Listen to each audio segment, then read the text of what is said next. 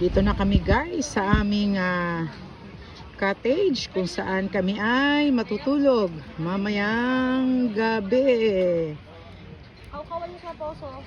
Ito ang cottage namin guys. Maganda guys ang aming cottage.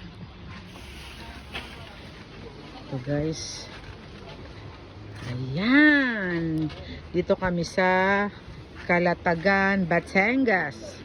Ayan guys, may electric fan. Tapos ayan o, kasya ang 4-5. Malaki siya. Malaki na kwarto. May isang electric fan. O diba, ito ang ating mahal na manugang. Wala yung papaya may lamog. Mamaya, kainin yung tatay yan. Busog pa si tatay eh. Magkano nga ba tong papaya na tong kaliit-liit? 25.